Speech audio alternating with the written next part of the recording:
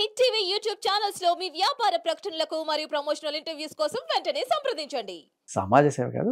Especially ఈ section base చేసుకొని చట్టంతోటి ఆటలాడుకుంటూ ఇలా కేసులు పెట్టి జనాల్ని డబ్బుల కోసం లేకపోతే వాళ్ళు పగ తీర్చుకోవడం కోసం ఇలాంటివి ఉపయోగిస్తున్న వాళ్ళని బచాయించడమే నా ఇది. అండ్ అలాగే దీంతో అక్కడితో కాకుండా ఇన్ని తప్పుడు కేసులు ఉన్నప్పుడు ఇలాంటివి ఇంకా మీరు ఎందుకు పెడుతున్నారని డైరెక్ట్గా గవర్నమెంట్ని ప్రశ్నించడం. అసలు ఫస్ట్ మీ కేసు గురించి చెప్పండి. మీకు ఫస్ట్ లాస్ట్ టైం ఏదైతే ఇష్యూ అయిందో ఒక అమ్మాయితో, అసలు అది ఎలా స్టార్ట్ అయింది? అంటే అమ్మాయి మీకు ఎలా తెలుసు ఫస్ట్? మాది ఎప్పుడు ఒక 2022లో ఒక వెబ్ సిరీస్ నడిచింది. ఆ వెబ్ సిరీస్ నడిచినప్పుడు ఆమె ఏదో ఒక రోజు అలా కనిపించింది వెబ్ సిరీస్లోనా? అప్రెంటిస్గా వచ్చి అటు ఇటు తిరిగింది. బట్ ఆ తర్వాత లేదు. ఒక 1.5 సంవత్సరం తర్వాత ఎప్పుడో మళ్ళీ ఫోన్ చేసి, నేనండి మీకు గుర్తున్నాను, మీ వెబ్ సిరీస్కి ఏడీగా చేశాను అంటే, అంటే నేను ఇప్పుడు ఒక సినిమా తీద్దాం అనుకుంటున్నాను, మీరే హీరో అనుకుంటున్నాను. అమ్మాయి తీద్దాం అమ్మాయి అదే నాకు అర్థం కదా, చిన్నపిల్ల 25 ఏళ్ళు ఉంటాయి అంటే, నువ్వు వచ్చి మాట్లాడతానని చెప్పి వచ్చింది, ఇంటికి వచ్చింది, మాట్లాడింది. సో ఆవిడ ఒక అపరిచిత టైప్లో ఒక క్యారెక్టర్ ఏదో అనుకుంది. దాన్ని అంటే చెప్పా, ఇది అంత ఈజీగా వర్కౌట్ అవుతుంది, మనం క్లియర్ కట్ స్క్రిప్ట్ ఒకటి డెవలప్ చేద్దాము అది అనుకుంటే. So we are developing a script. నేను ఇంకొక 2 అసిస్టెంట్ రైటర్స్ ఉన్నారు, అందరం రాస్తున్నాం. ఈ అమ్మాయి అప్పటి నుంచి వెళ్ళిపోయి, నేను ఏదో ప్రొడ్యూసర్ని వాళ్ళని పట్టుకొచ్చే పనిలో ఉంటాను నేను. కానీ అంటే వీడికి డైరెక్షన్ రాదు కదా, నీకేం తెలుసు డైరెక్షన్ చేయాలంటే, నా పేరు వేసుకోవాలి, నాకు అంతే కోరిక. కాకపోతే కో డైరెక్టర్ మంచి వాళ్ళని పెట్టుకొని నేను చేసుకుంటాను, నీకు డబ్బులు ఎక్కడి నుంచి వస్తాయంటే, వస్తాయి, నాకు సోర్స్ ఉంది అని చెప్పి కొంచెం పెద్ద పెద్ద వాళ్ళతోనే మాట్లాడింది నా ముందే. మీ ముందే పెద్ద పెద్ద తలకాయలతోనే మాట్లాడింటే ఓకే ఉన్నాయేమో అనుకున్నాను. అండ్ కాంటాక్ట్స్ కూడా ఇప్పుడు ఒక పెద్ద ఎస్పీ మామయ్య వాళ్ళు తెలుసు, వీళ్ళు తెలుసు, ఇక్కడ సీఏలు తెలుసు, అందరితో పోలీసులు వీళ్ళు చెప్తుండేది. సర్లే. అయినా ఆ అమ్మాయి అప్పుడప్పుడే మీకు పరిచయం, ఎప్పుడో 1.5 year బ్యాక్ చూసిన అమ్మాయి ఫోన్ చేసి మీరే హీరో అంటే మీరేనా నేను నమ్మలే. ఫస్ట్ అది వచ్చి కలుస్తానండి, కలుస్తానంటే సరే రా కలు, నేను దానికేం ఇది. సో వచ్చిన తర్వాత ఆవిడ చెప్పిన తర్వాత ఈ ఫస్ట్ ఆఫ్ ఆల్ ఏంటంటే, ఆ అమ్మాయి మాట్లాడిన అమ్మాయిని చూసి నేను నమ్మను కదా. ఆ అమ్మాయిని మాట్లాడిన వ్యక్తులు ఎవరైతే ఉన్నారో పెద్ద తరకాయలు, మేబీ ఏమైనా ఉందేమో, ఓకే డన్. అయినా కూడా అమ్మాయి తీస్తే తీస్తుంది, లేకపోతే లేదు. నేను స్క్రిప్ట్ డెవలప్ చేసుకున్న తర్వాత ఒకవేళ అక్కడ వరకు అవ్వకపోతే నేను ఇంకో ఎక్కడైనా పిచ్ చేసుకుంటాను, ఏ అమెజాన్ వెబ్ సిరీస్కో లేకపోతే నెట్ఫ్లిక్స్కో. స్క్రిప్ట్ అయితే డెవలప్ చేద్దామని చెప్పి మేము స్టార్ట్ చేసుకున్నాం ఫస్ట్. అమ్మాయి ప్రొడ్యూసర్ని ఇస్తే సరే, లేకపోతే మనకు తెలిసిన దాంట్లో చేసుకున్నాం. అలా అప్పుడప్పుడు వచ్చి కనపడుతుండేది. బట్ రీసెంట్గా మన 24 మార్చి ఆ టైంలో మేము ఏదైతే ఆఫీసులో ఉన్నామో, ఆఫీస్ పక్క పోర్షన్ ఒకటి ఖాళీ అయింది. ఖాళీ అయితే అమ్మాయి అప్పుడప్పుడు ఆఫీస్కి వస్తున్నప్పుడు, పక్క పోర్షన్ ఖాళీ అయింది కదా, నేను వచ్చి ఇక్కడే ఉంటాను, నేను ఎక్కడెక్కడి నుంచో రావాలి అది ఇది అంటూ ఉండేది. సరే రా పర్లేదు అని చెప్పి ఓనర్కి ఇంట్రడ్యూస్ చేసి మాట్లాడుకుంది.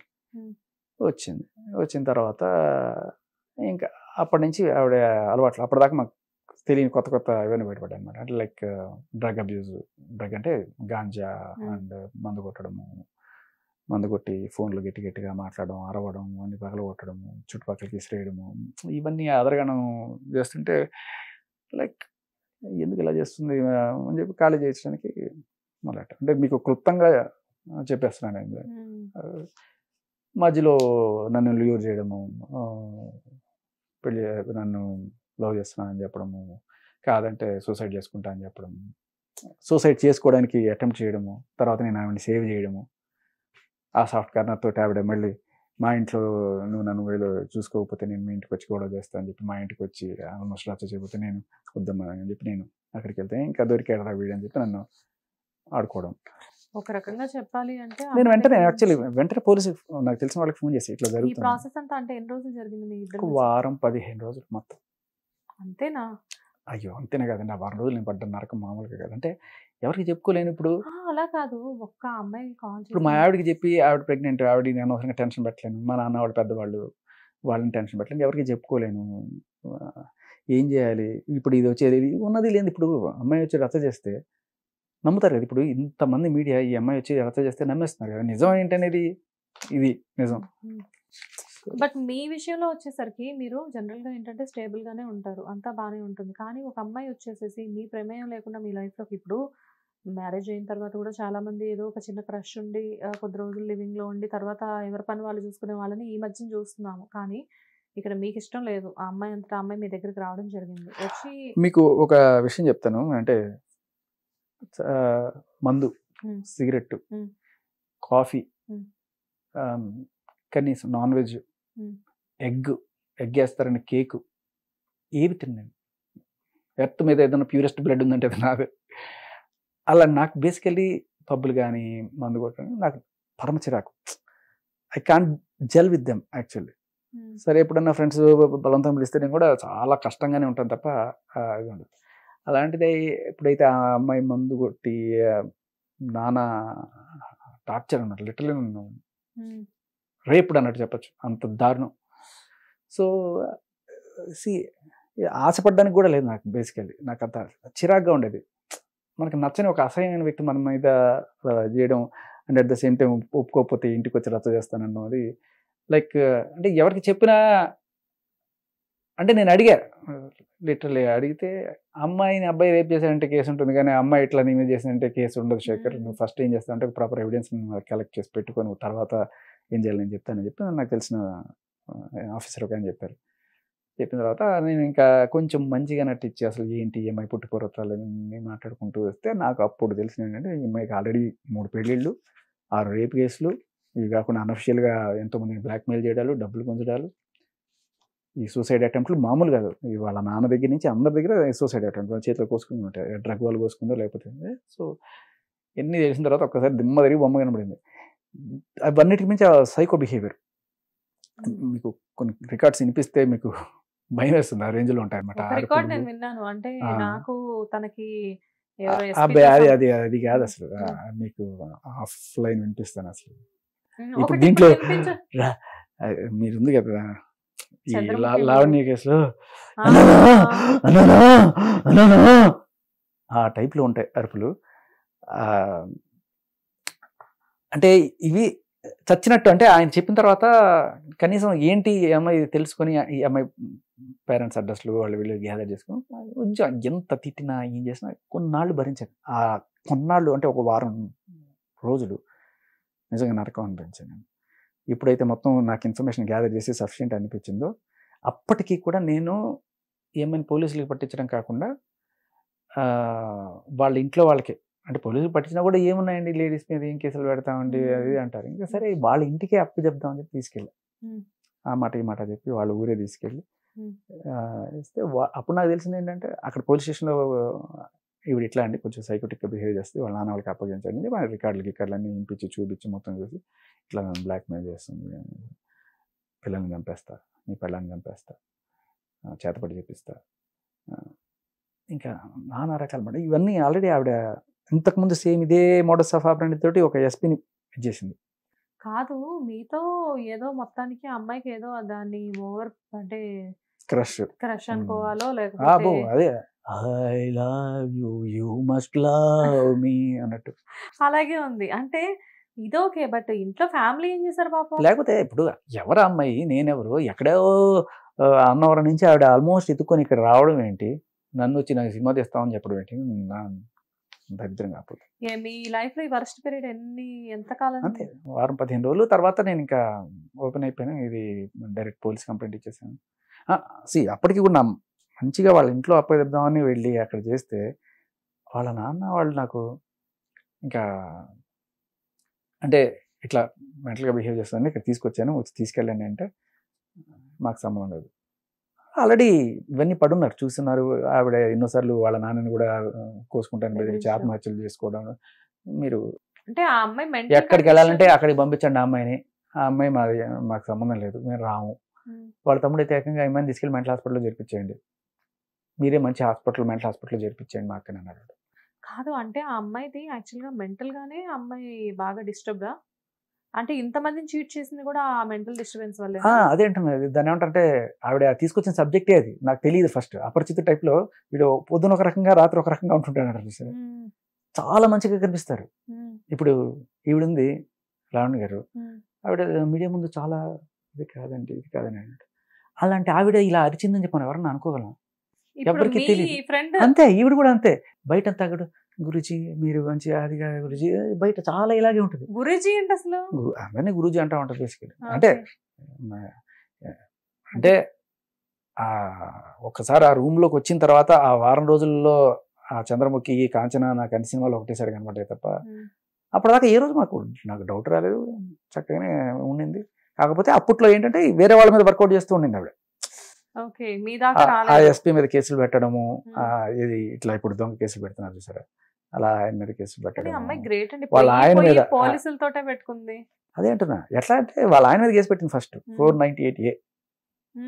పెళ్ళైన 3 నెలలకి మా ఆయన నన్ను తీసుకెళ్లి బలవంతంగా నాకు ఇష్టం లేకపోయినా అబార్షన్ చేయించాడు నన్ను కట్నం కోసం. 498 అంటే ఏ పెట్టాలో అన్ని సెక్షన్లు చూసుకొని పెట్టేసిన తర్వాత సరే వాళ్ళని 40 లక్షలు ఎంత డిమాండ్ చేశారట.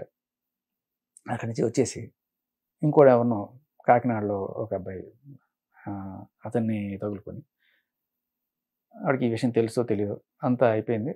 అతనితో కొన్నాళ్ళు ఉండి అతనికి ఈ విషయం తెలిసి వదిలేసాడో లేకపోతే ఏదో అయింది, మొత్తానికి అతని మీద కేసు పెట్టి ఏంటి ఇతను నన్ను మోసం చేశాడు, వాడుకొని మోసం చేశాడు అని చెప్పి. ఆల్రెడీ మొగుడు ఉండగానే మొగుడు మీద ఒక కేసు నడుస్తుంది కానీ వీడి మీద మళ్ళీ కేసు అనమాట.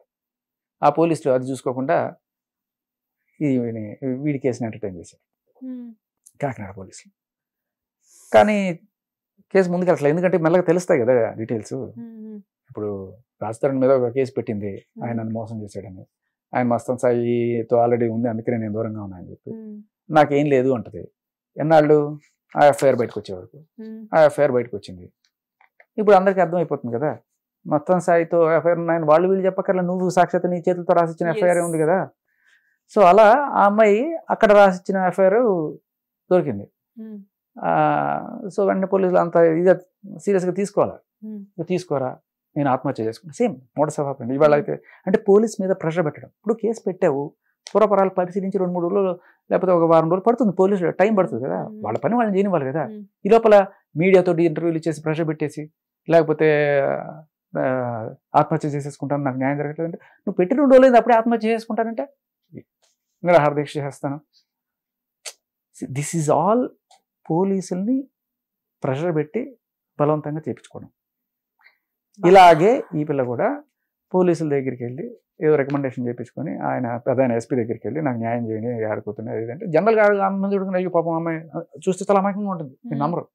ఈవిడ ఎప్పుడే బయట చూస్తే ఎంత అమాయకంగా ఆవిడ అలా అరుస్తుందో నేను ఎట్లా అనుకుంటాం అనుకో. చూస్తే నిజంగా అయ్యో పాపం ఇంత ఆడుకుతురా అన్యాయం జరిపింది అనుకుంటాం మనం. అదే రేంజ్లో ఆవిడ అలా ఎస్పీ దగ్గరికి వెళ్ళి మాట్లాడితే ఆయన పాపం అనుకున్నాడేమో సరే హెల్ప్ చేద్దాం అనుకున్నాడు. కట్ చేస్తే ఎస్పీ నన్ను ఛాంబర్లోకి పిలిచి నన్ను రేప్ చేశాడు, ఆయన మీద కేసు పెట్టాడు. ఎస్పీ ఛాంబర్లో ఆయన రేప్ చేశాడంట. ఈ లోపల ఈ కేసుల కోసం ఒకటి దగ్గర డబ్బులు తీసుకుంది 5 లక్షలు. ఆడు కొన్నాళ్ళు చూసి డబ్బులు అడిగాడు. సరే ఇస్తా అని చెప్పి తీసుకెళ్ళి వీడిని రేప్ చేసాడు, వాడి మీద కేసు పెట్టాడు.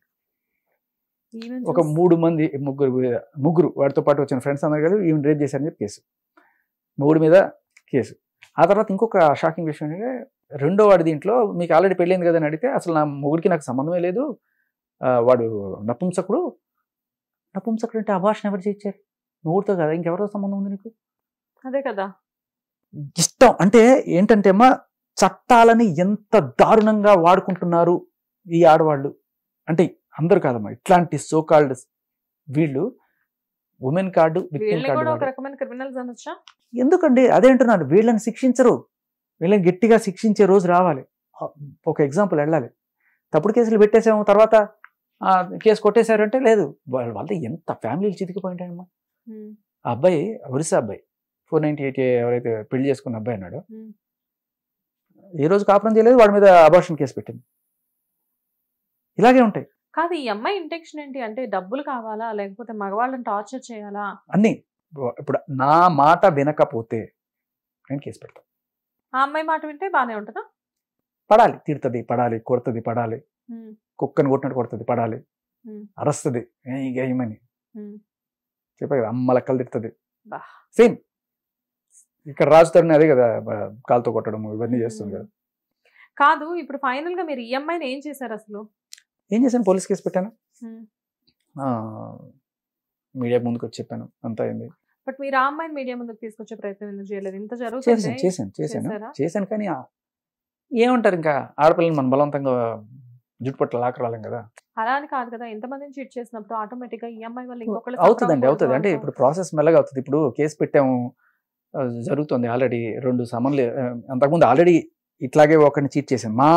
మా వెబ్ సిరీస్లోనే నేను చేస్తున్న దాంట్లోనే నాకన్నా ముందు ఒక హీరో ఉన్నాడు.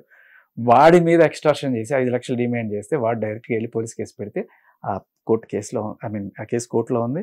ఆల్రెడీ 2 సమన్లు ఇచ్చినా కూడా అబ్స్కాండ్ అయి తిరుగుతుంది. సేమ్ ఇప్పుడు ఈ లావణ్య ఎవరైతే ఉన్నారో ఆవిడ డ్రగ్స్ కేసులో పోలీసులు 2-3 సార్లు సమన్లు ఇచ్చారు, వచ్చి హాజరవ్వండి అంటే రాకుండా ఎట్లా తిరుగుతుందో ఇది డైరెక్ట్ కోర్టు సమన్లు. ఏ చెప్పకుండా తిరుగుతుంది. ఈసారి అరెస్ట్ వారెంట్ ఇస్తారు, బలవంతంగా తీసుకెళ్తారు. చట్టం విల్ టేక్ ఇట్స్ టైం. ఈ లోపలే నాకు అన్యాయం జరిపింది, నేను ఆత్మహత్య చేసేసుకుంటా, అలా ప్రెషర్ పెట్టకూడదు. ఇదంతా నిజంగా వినడానికి ఒక సినిమా స్టోరీలా ఉంది. బట్ నాకు ఈ స్టోరీ 2 times గా ఇక్కడ రిపీట్ అయినట్టు కనబడుతుంది. లైక్ అంటే మీరు లైఫ్ లో ఏదైతే ఒక స్ట్రగుల్ ఫేస్ చేశారో, మీరు మేబీ అందుకేనా ఇప్పుడు లావణ్య గారు కనెక్ట్ అయ్యారు ఇక్కడ.